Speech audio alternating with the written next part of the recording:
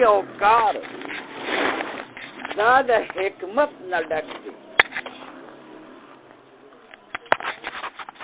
بدی حیات او زندګۍ کې د حکیم ذات په کروڑونو حکمتونه پراته دي، خو د مسلمان په مرګ کې مو د حکیم ذات په کروڑونو حکمتونه پراته دي. دنیوي حکمتونه هم پکې پراته دي او اخروی حکمتونه هم پکې پراته دي.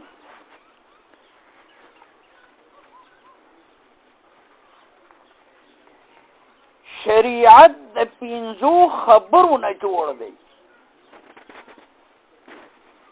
یو خبره عقاید دي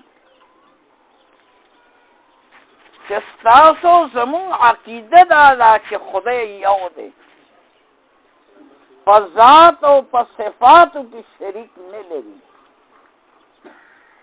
محمد رسول الله رسول دی او آخري رسول دی. قیامت حق دی، قرآن کریم حق دی. دا عقاید دي. دویم جز د شریعت عبادات دي، چې عبادات بدنی وي او کمالی وي. نو دویم جز د شریعت عبادات دي. بیا عبادات دو قسم دي، بدنی او مالی. دریم معاملات دی، معاملات لین دین، خرید و فروخت. حدیث مبارک کی راضی یو سړی د یو دکاندار نه قرض سودا والی، خو اراده داوی چې دله به دا پیسې ورکومه. الله پاک دا قرض د ادا کولو دپاره دل اسباب مهیا کې وغه قرض پیدا شي ورکی ولا.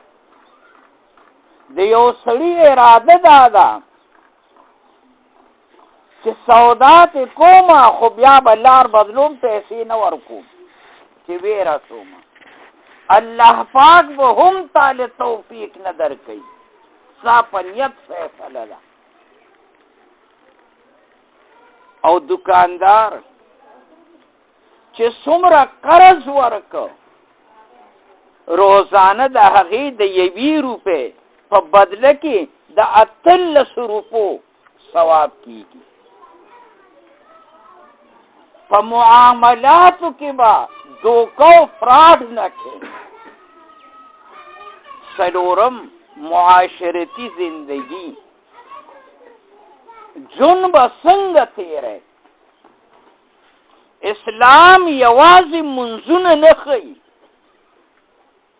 اسلام د زندګۍ د 24 غنټې د نشست و برخاست او د ژوند د تیرولو طریقه هم ښیي.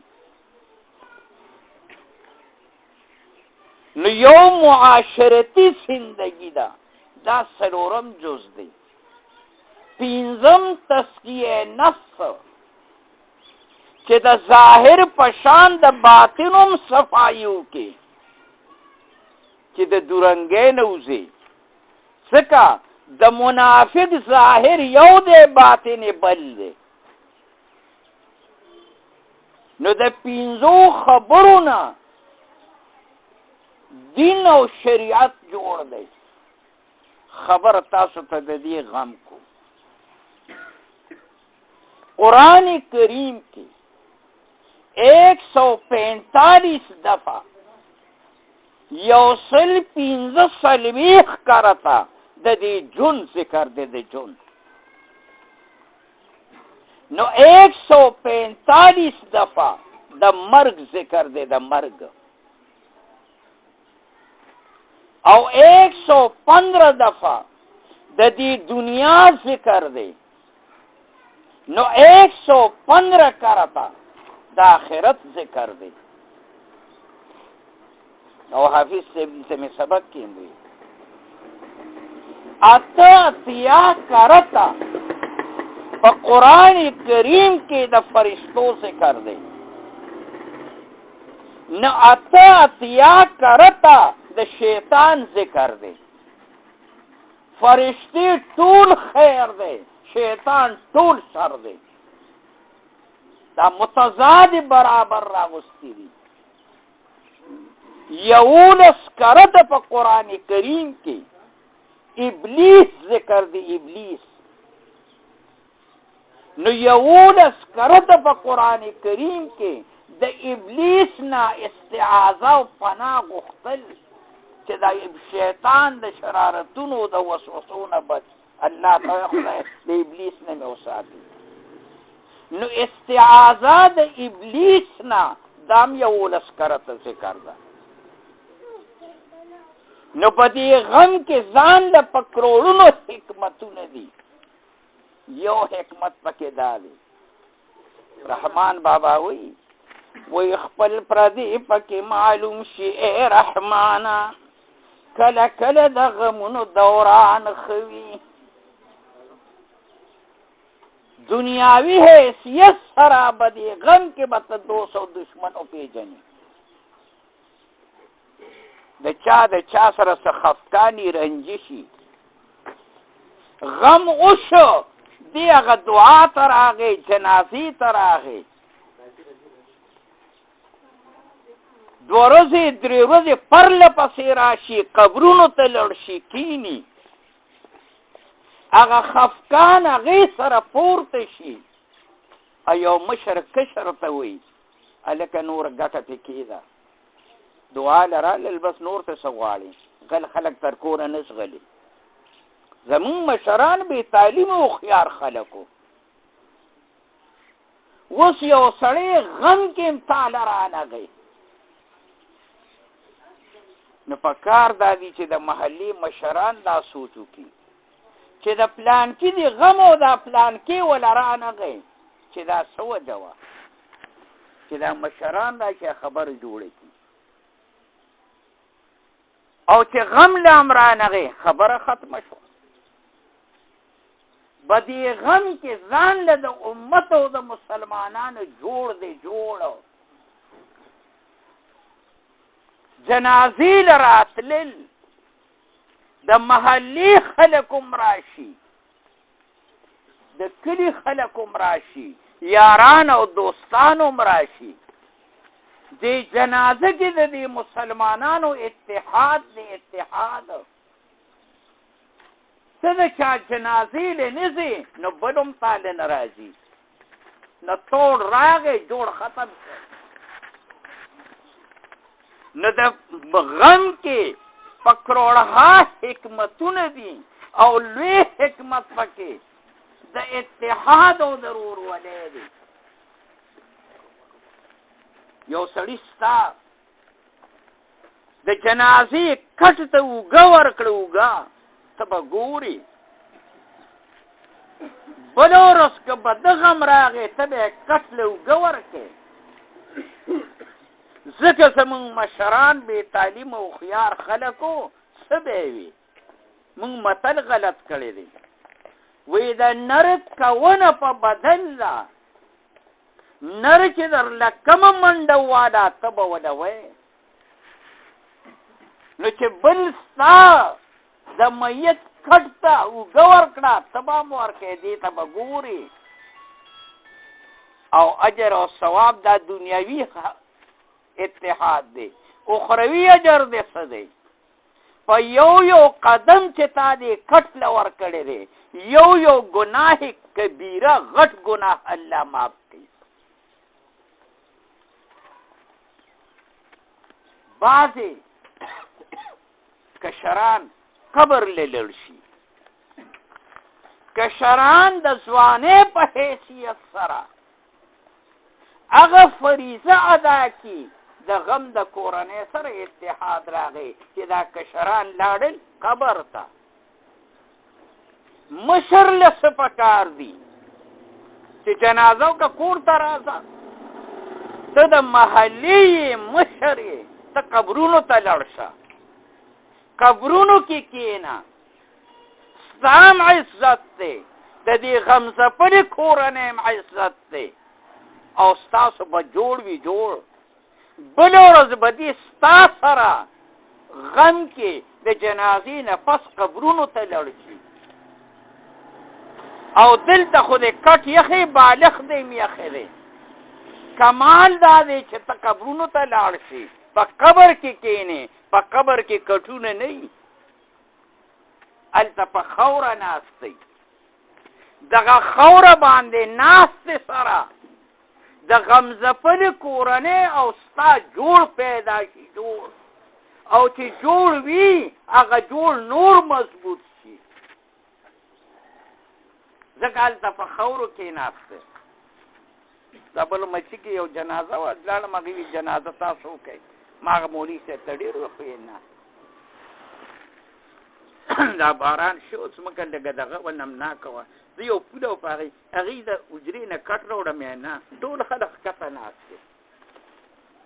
مې به دې ضمیر سړی ملامته کوي. مې هم دلته کښېنم. دې سره د امت هغه اتحاد دی. او چې څه د چا جنازې له نه ځې، نه د بل څه خرخټکی نښته دی چې ستا جنازې له راځي. دې سره توړ راغی. څه د چا دعا له نه ځې، نو د بل څه کار دی چې تا له راځي، نو توړ راغی. چې ته هم دعا له راشې نو بل به هم نه جوړ وي. ته قبرونو ته لړې نو بل به هم درله قبرونو ته ځي. ته د چا په غم کې کښېنې، د محلې هغه جوړ راغی.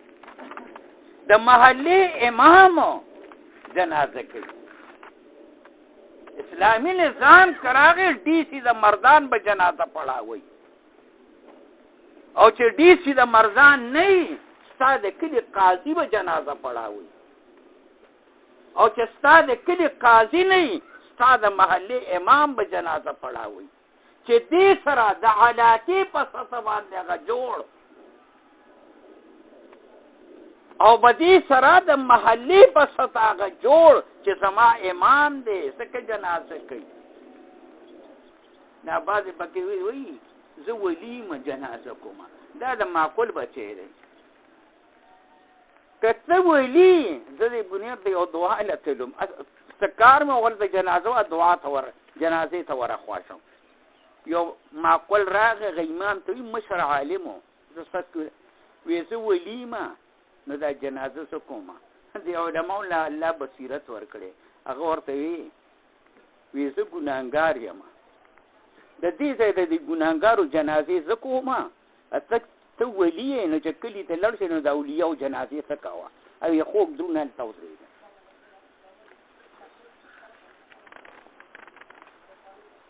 فاطمه رضی الله تعالی عنها وفات شوه. حضرت علی موجود دی. حضرت صدیق حضرت علی ته وایي 40 کتابونه دا مسئله لیکي. حضرت صدیق حضرت علی ته وایي علی بچه د محمد رسول الله دا، ستا رفیق حیات دا بیبی دا، جنازه تاسو پړاو کې. حضرت علی ورته وایي داسې څوک شته چې د صدیق وړاندې جنازې ته مخکې شي. صدیق به جنازه کوي. ولي هغه نه و. که ولی جنازه کوي د هغه مقامي امام نه به تپوس کوي. تپوس د هغه محلې د هغه جومات د متولي او د سرپرست نه به تپوس کوي. هغې سره به جوړ وي. اتا کې چې کمال پروتي هغه امام به درته په خپل وي چې راځي جي جنازه وکړه. چې زه وایي چې نه زه قلقلاشا یم، نو بیا خو ته قلقلاشا یې، بیا کښېنه محله مه ورانه وه. نو دې سره د هغه محلي اتحاد او یونټي ده. کروڑها حکمتونه دي پکې. نو ما تاسو ته ووایي د چا سره رنجش او خفګان وي، خو چې غم ته راشي، دعا ته راشي، جنازې ته راشي، غم کې کینی، نو هغه خفقان په پورته شي نو جوړ راشي. یو صاحب وفات شو رورو نو بل رورو څه خفقان یو هغه جنازې ته هغه رور راغی د رور زامن ورسره جنازه وکړه بیا قبرونو ته ورغی نو بس جنازه وکړه لړ ځاسې زامن دا چې کم صاحب مړو نه وی ماته زامن ته ګوره کاکا راغی دغسې لاړه مې د شین خر زامن خو تاسو یې کاکا ته څه ګناه کوي کاکا خو د سره د خفقان نه ابي سړی تاله راغی خو ته تا کې انسانیت نو دې سره څه کوي کاکا د جنازې ته راغی قبرونو ته لاړ ته لاړ شه د کاکا سره دې کېنه چې دې روان شوي نو تاسو به ورپسې روان شو چې غم به هلته کوو نو مې دې به خامخا راته تاسو ورته غږ ونه کړ چې غږ ونه کړ خبره دغسې لاله مې اوس به څه ګورې مې په مغولو کې یو میم دی چې میم ته لرې که غول پاتې شو تا هغه ته ست ونه کړ چې د ست ورته ونه کړ لاس ورسره میله ونه کړل نو پاتې پکې څه شي مې تورې سره ټپه کوې مې دې کې نور ګوتې مه وښئ ها کړم نه صبرېږي نه ماسخوتن ټول لاړ شئ او هلته لاړ شئ ورته وایي چې کاکا تا له زواله راغلي یو ستا ورور مخکې ستا ورور وروسته زمونږ پلار شوی دی نو ستا د ورور تا له دواله راغلي یو نه بیا به ستاسو به دې تلو وشرمي سبا به ستاسو به دې غم کې کښېني را به شي نو هغې دا چل بیا وکړ ماسخوتن ټول تلي دي